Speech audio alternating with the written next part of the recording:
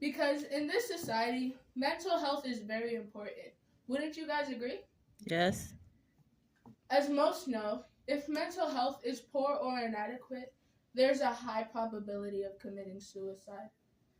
National Alliance on Mental Illness.com states that 46% of people that have committed suicide have had a known mental health illness.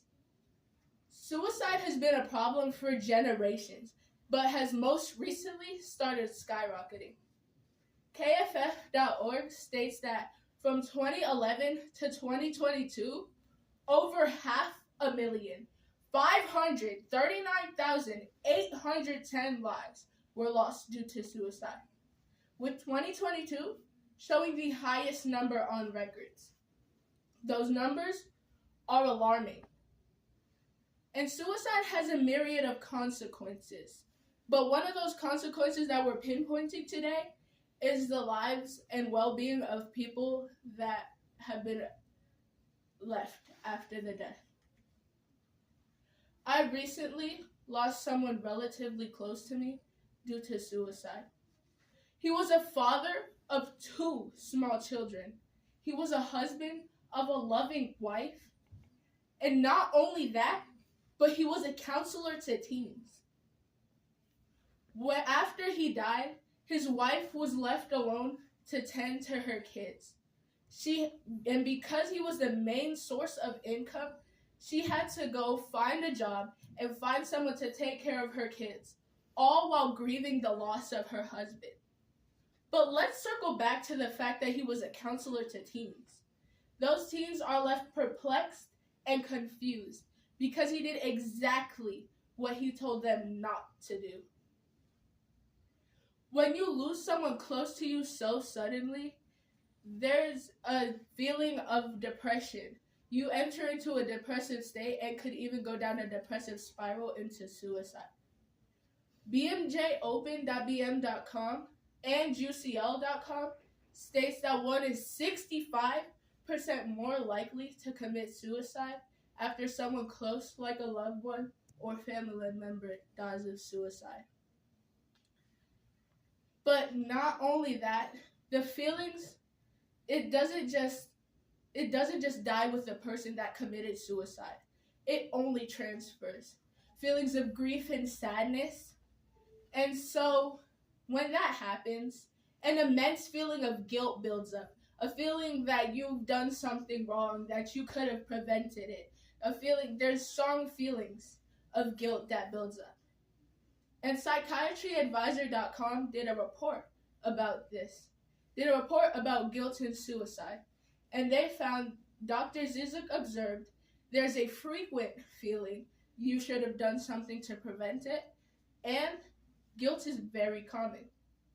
Isn't it interesting how guilt and feelings of suicide and feelings of depression can be tied together?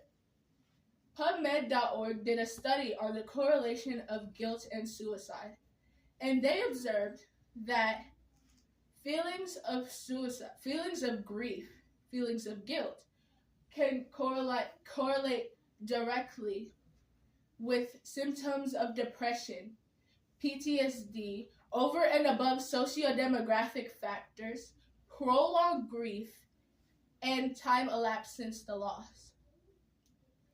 Another problem that I touched on a little bit was PTSD. PTSDUK.org states that seeing death up close creates a strong imprint on your psyche. And when you commit, it creates a strong imprint on your psyche. And sights, sounds, and smells associated with this trauma can be prolific. PTSD is specifically grim because it doesn't just have a set time on when it occurs. It just appears. And sometimes vivid images and memories appear when you trigger it, which mind.uk.org describes as like watching a video of what happened. It's also like being punished for something someone else did. and there's no way of fully getting rid of it. Another problem that comes with grief is loss of sleep, a lack of sleep. Sleepfoundation.org says that people who are bereaved are more likely to suffer from middle insomnia or finding difficulty to go back to sleep after waking up in the middle of the night. And I, for one, know that when I'm tired, I get grouchy. So how much more when you haven't slept in days? Another problem associated with grief is eating disorders. It's easy to overindulge and underindulge when you are feeling feelings of sadness.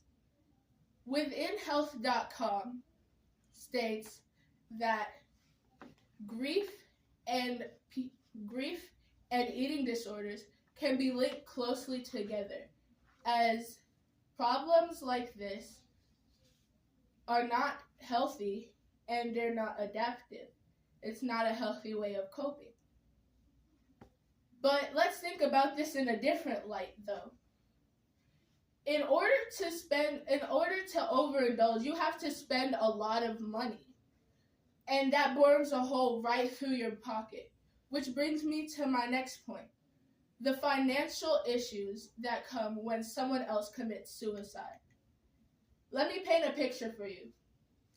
A single mom of a straight-A child who gets all their work done, who does everything and just always on it, comes back home from work and only to find out her child passed away. Now she doesn't know what to do. She's confused. She doesn't understand. She's stuck in her bed. She's bedridden because she can't even wrap her mind around how it happened, why, or what caused it. But the moment that she finally gains the courage to look at her phone again, look at her emails, read everything, she finds out that she's been fired from her job. Now she's jobless and childless. Keegan McGuire, co-founder of Bereave, states that 51% of people that have been employed while experiencing a loss have left their job within 12 months. Suicide, and while parents may leave their job and while kids may have a loss of a sibling, it also affects them. It can cause them academic problems, could cause their academic performance to be tainted due to the fact they're not made for all that stress. PublicHealthPost.org stated that children that lose someone before the age of 23 have lower chances of earning a college degree than people that have not experienced a family death. The loss of a loved one due to suicide can be detrimental to somebody. And the aftermath of suicide is not a topic that many people talk about. It's not a topic that people touch on. And it's important to learn and understand what happens when someone dies, what happens after someone dies of suicide. It's important to understand what someone goes through. And so, I leave with you today an understanding of what happens when someone commits suicide. And I hope that my speech has made aware the topics and problems of what happens after committing suicide. Thank you for having me.